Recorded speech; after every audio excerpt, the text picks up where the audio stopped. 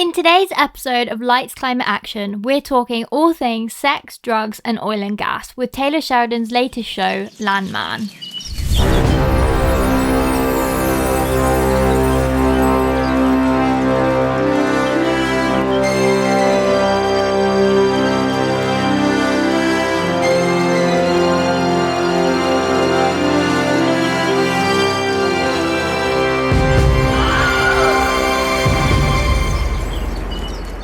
Landman follows Billy Bob Thornton's character Tommy Norris, the aforementioned Landman, as he grapples with life in Texas and all that comes with managing the oil business at MTEX. This show has more footage of oil wells and jacks than you'll ever need to see and is steeped in misogyny and problematic men. The show itself is inspired by the award-winning podcast Boomtown, hosted by Christian Wallace.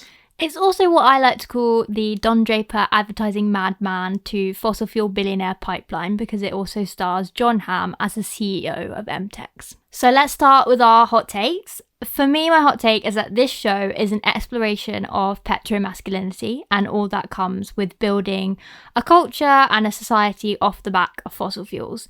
Even when this show is trying to quite clearly glamorize fossil fuels and comes off as big oil propaganda in the strongest of ways, I think at the end of the day, nothing about this show makes fossil fuels and the industry of being in oil and gas in Texas sexy. Yeah, I totally agree with you there. And I also think the show is dangerous because of the amount of misinformation it's spreading. Quite a lot of the clips have been shared on social media about the renewable energy being bad for the environment. It's really poisoning the minds of people who need to be convinced now that renewable energy is the way forward and we need to ramp that up very quickly now. It's also just spreading outdated ideas and downright conspiracies to what I imagine is a predominantly MAGA audience, judging by the online response to the show. Yeah, I think I've either seen that side of it or like climate people like us, like watching it out of intrigue as to what it could possibly end up saying about oil and gas and the world as it is now. But I think most people have been prompted by watching that clip of Tommy Norris talking about renewables. That was the yeah, there's beginning. the clip, the scene that people are referencing when they talk about Landman, which we will get onto in a bit.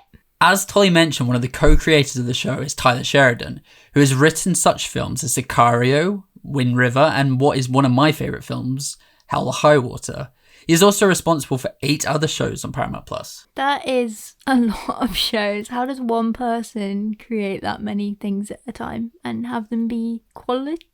Are they all good? I don't know. I've never seen any of them. But Yellowstone, which is his flagship show, is the most popular show on cable. What is that about? Ranchers in Wyoming, I think it is. It stars Kevin Costner.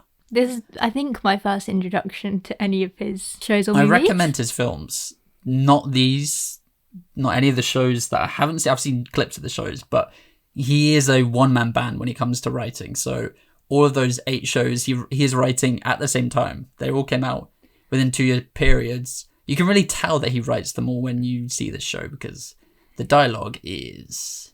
Yeah, I mean, do I tell you the one bit of dialogue that just always comes to mind? Yeah, please. There's this one line, I mean, we're going to get into the meat of a big theme in this show. But there's this one line, I'm going to have to bleep this out because I don't know who's listening, where it's in relation to Tommy Norris's daughter. It's very strange in the show, like how much time is taken up with Tommy discussing his daughter's sex life. It's very bizarre. His daughter is also 17 in the show. I think maybe the writers forgot that. No, I think they wanted to do that. I think men are creepy. His daughter says to him, as long as he doesn't in me, he can anywhere on me. I'm like, is this, is it a weird kind of metaphor or allegory for oil? Good point. What's going on there? That's not how people speak. No, and it comes off really weird. The relationship they have is beyond awkward and creepy. It just doesn't... Very strange. Very strange. And I think that kind of leads to the first big topic that, as I kind of mentioned in my hot take, is this idea that this show is just covering the idea of petromasculinity, basically. And petromasculinity was a term coined by Kara Dagatis, I believe that's how you say it. And it's based on this idea that privileged identities such as those who are, white, cis, heterosexual men who, they're more likely to be conservative, they're more likely to be climate deniers or climate delayers, and more likely to be pro-oil and gas. And so this petromasculinity concept is sort of suggesting that gender violence and things like misogyny go hand in hand with violence against the planet.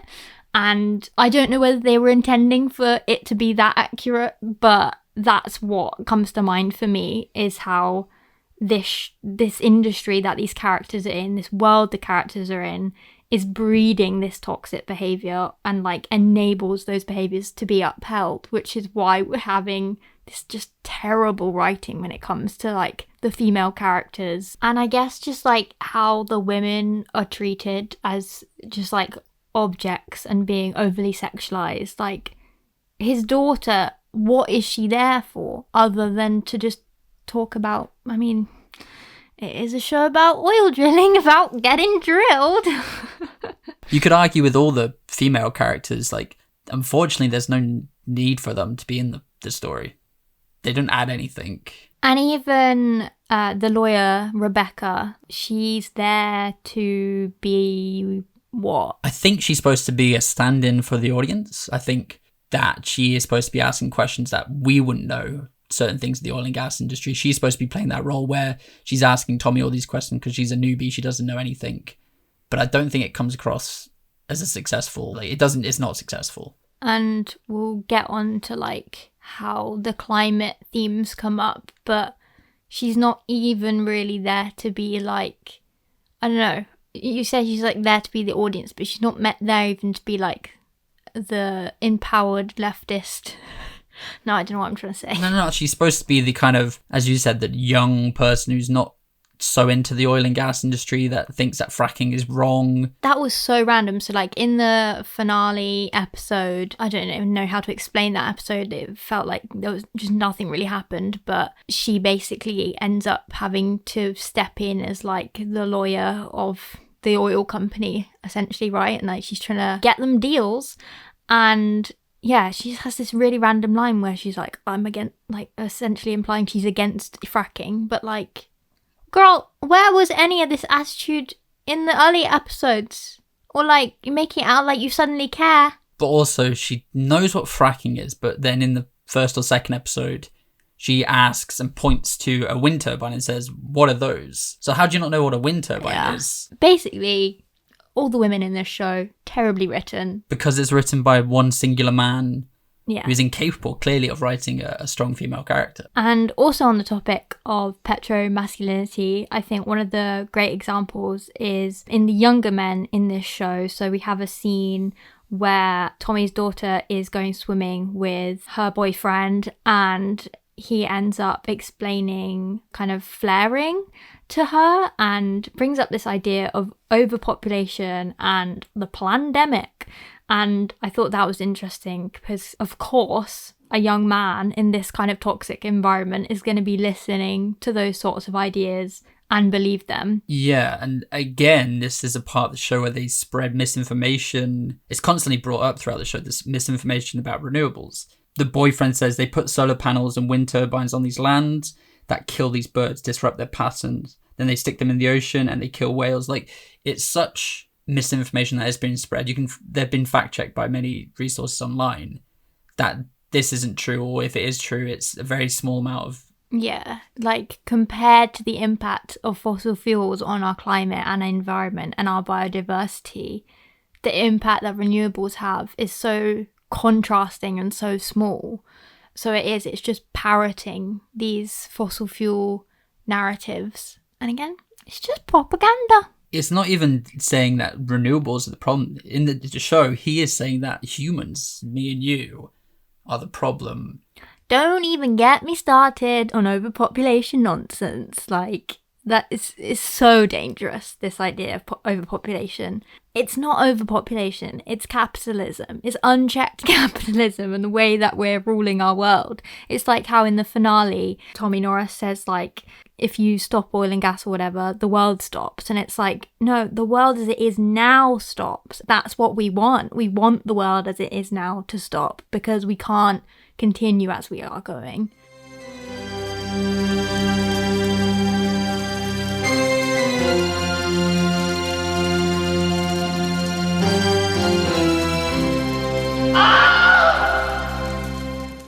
So, as we've been mentioning, there is this big problematic renewable speech by Tommy Norris at the sort of start, I think it's episode 3 of the show. Yeah, and the speech itself was spread across, it went like wildfire across TikTok, X, LinkedIn, like people who are pro oil and gas, who are conservative in their political beliefs were sharing this and saying, it's so great that a show like this, which is on cable, is on a big streaming network, is telling the truth about what renewables, how bad they are.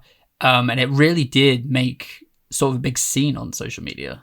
And in right-wing media, there's lots of the Foxes of the world like picked up this piece on this show. And I imagine a lot of viewers probably were gained from this tiny clip that was shared. Yeah, there's one line in particular which it's talking about the wind turbines that Rebecca, the lawyer, again, as we said, like points out and apparently doesn't know what they are. Tommy says, in its 20-year lifespan, it won't offset the carbon footprint of making it. And we watched a great video by the YouTube channel Meramorphic, I think it was, which basically debunks this whole spiel of information and shows that the carbon footprint of a wind turbine of that sort of size would probably be offset in 100 days or like less than a year.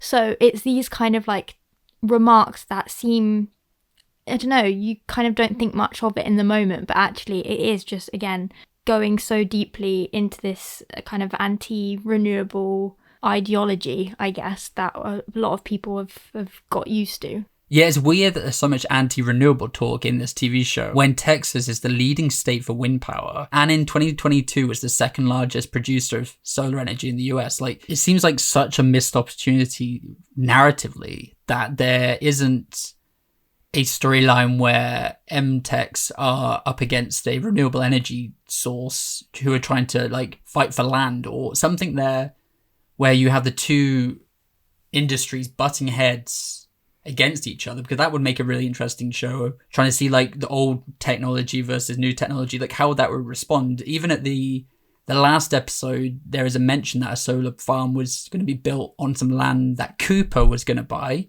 Cooper is Tommy's son, which, by the way, Jake was making this point the whole time we were watching. Is like, he's like, what, 22? Obviously, he's grown up in this world and this industry and like his dad or whatever, but why is he 22? He has a geology degree. Like, why does he want to be an oil man? Yeah, like what 22-year-old wants to work in a dying business like oil and gas, but also like revive it? He wants to be an oil man in 2024? Like, what? Yeah, I think the only bit that like maybe puts context to that was there's at some point in the show they're like, the only way out of the patch is through it or whatever, and I guess that's the world they're living in. If it's all he knows, the only way to make money and get out of there is to make money by doing it. But yeah, like what? But like, wouldn't it be interesting if Cooper Norris was going to turn into some kind of renewable mogul and use the land that he's trying to buy up for renewables? It would be cool to see. Yeah. It's never explained why there is a real tension between them, but that could explain it. I also think, okay, maybe this is planning for season 2. Cooper's the kind of guy who'd come around to it, okay? I wrote in my notes at some point during the show, I made a joke, Cooper's known as the worm within the show. I said, would you still love me if I was a worm? And by worm, I mean, would you still love me if I was Cooper? Because he has some heart there. You don't know. Jake's looking at me like, what are you on about? Jake doesn't understand the worm meme. I've tried to explain this to him many times before. Would you still love me if I was a worm? I don't understand what you're talking about. He's just saying that so he doesn't get cancelled for the fact that he probably wouldn't still love me if I was a worm.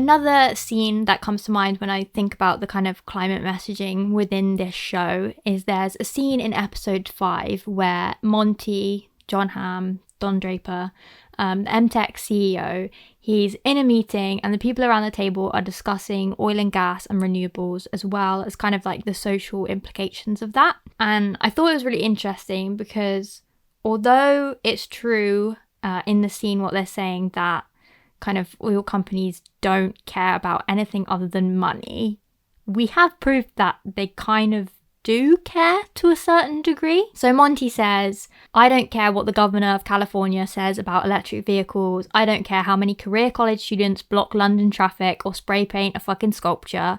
I care that the price of oil stays between $76 and $88 a barrel. This is what we should be discussing. But to my kind of point, we know that Shell just tried to sue Greenpeace $2.1 million for protesting.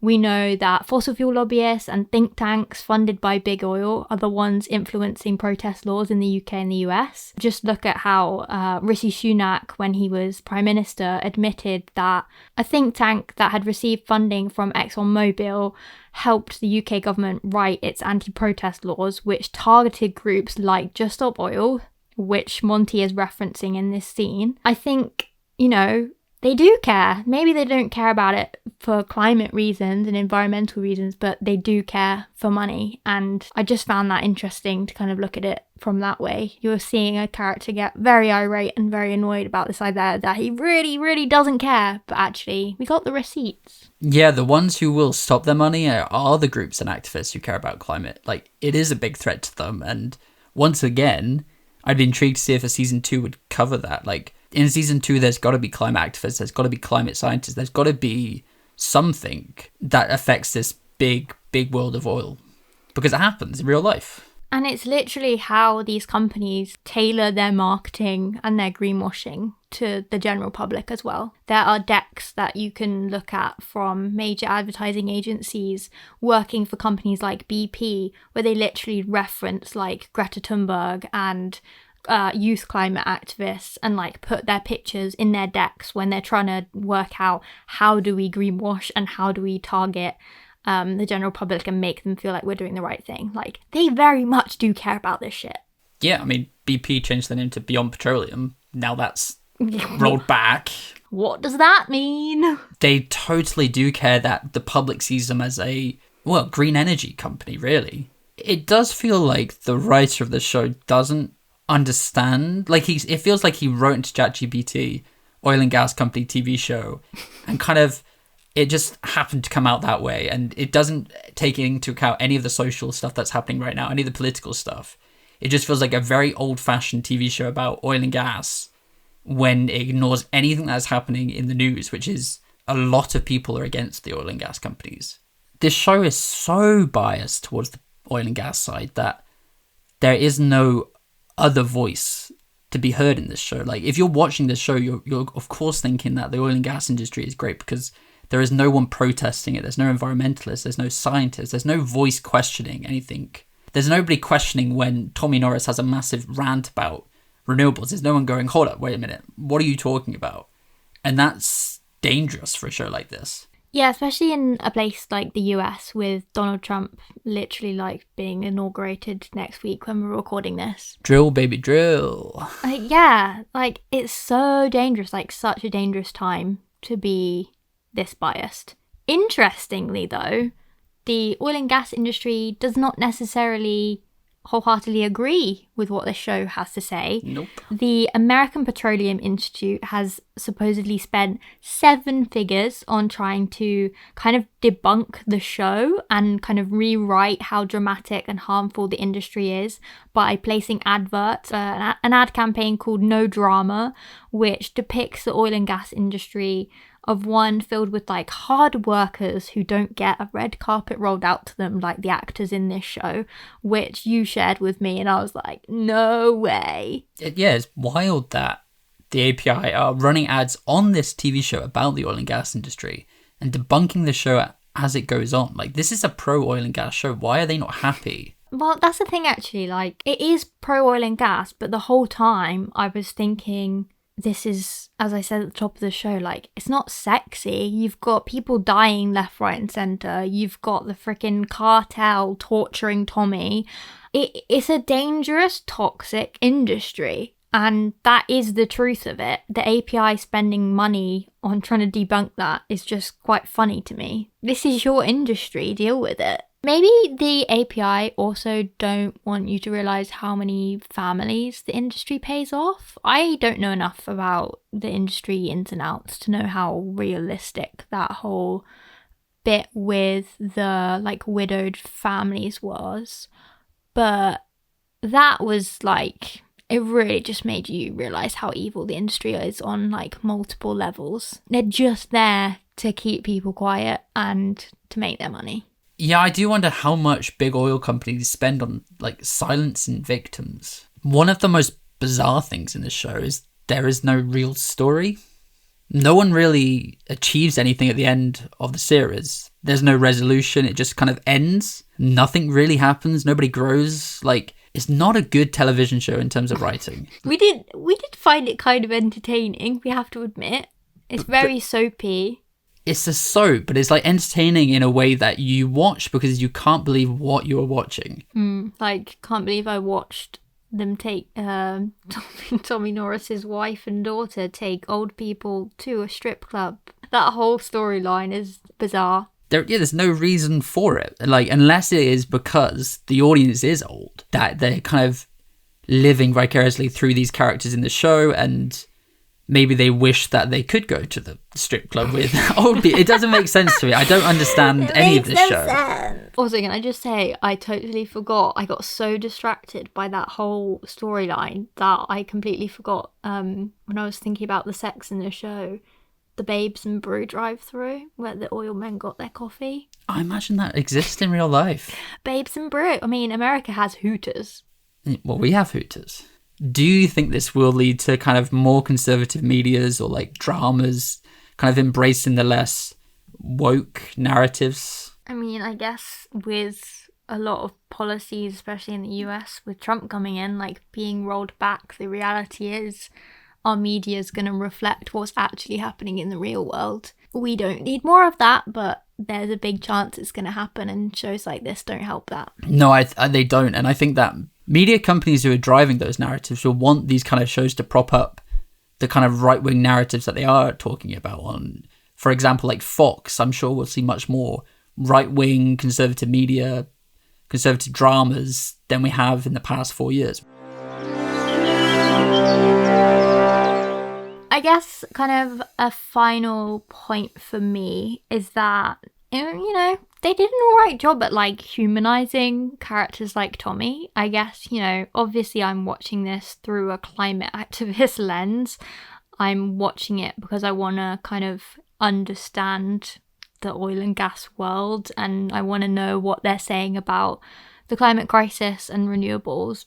But at the end of the day, like, I felt no joy in watching that man be tortured. The whole point of climate justice is justice for everyone, and that includes a just transition for people like Tommy, who, you know, at the end of the day are kind of just doing what they've only ever known. And that is kind of my takeaway, is that we can kind of complain about how this show doesn't talk enough about climate or whatever, but this is the reality for a lot of people. I hope he one day makes his money from solar panels and the wind turbines he keeps moaning about. I know this show doesn't have a reason to do it, but there is a case for season 2 being about a just transition, that we should see more environmentalists, scientists, people being retrained, because it is a dangerous environment, and maybe there should be a season 2 for that, because as you see if you watch the show, this show is a very pro oil and gas show. Like, it's petroganda, as Amy Westerfeld says. It's just such a biased show that is tricking people into believing that renewables are terrible for the environment,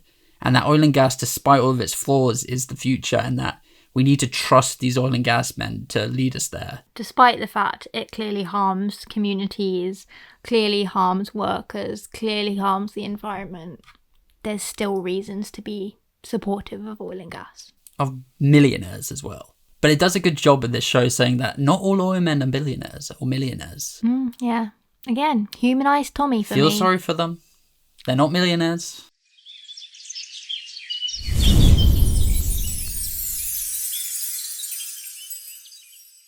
Dystopia or utopia? I'm gonna go reality. Maybe it's not the reality we want to acknowledge or want to see portrayed on screen to the masses, but ultimately, it's the world we live in, especially with the political climate in the US right now. I can't say it's dystopia or utopia, I'm afraid. What do you reckon? I disagree and say it's a dystopia.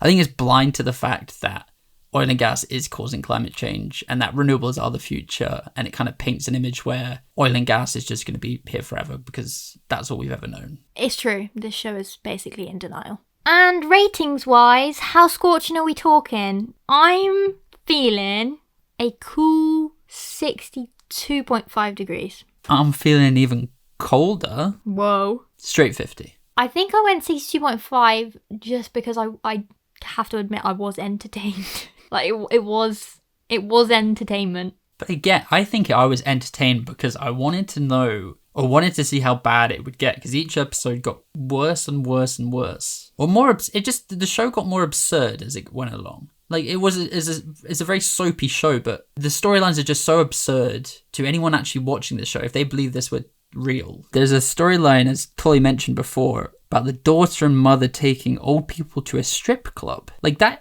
why? It's so weird, and this show would definitely not pass the Bechdel test. No, not at all. Not at all. What would you pitch for season 2 of Landman? I think I pitched it multiple times in the show. I think you have to have activists, you have to have environmentalists, you have to have climate scientists. Ooh, or they could reveal that MTEX Oil had scientists back in the 70s that knew about climate change and predicted it. My season 2, I'm all for women deciding what they want to wear. But let's be real, Tommy's daughter did not get a say in what she wore during season 1. Put some clothes on that poor girl, okay? Yeah, I forgot about that. There's a weird storyline with like a 70-year-old lawyer who keeps on like looking at her. Why is he getting so hot and bothered over the 17-year-old daughter? She's doing her workout, leave her alone. End of show. And that is a wrap. Thank you for listening to Lights Climate Action. We will be back with another episode next week. You can find us on Instagram and Blue Sky. Please make sure to follow us over there. Stay subscribed to the podcast. Leave us a rating. Leave us a review. It helps to get the podcast to more people. We would also love you to drop a comment over on one of those platforms to let us know what you thought of Landman if you watched it and what you would want out of season 2. We are sorry if we've now made you want to watch the show. Maybe if soaps about oil and gas are your kind of thing, you might enjoy. Bye! Bye.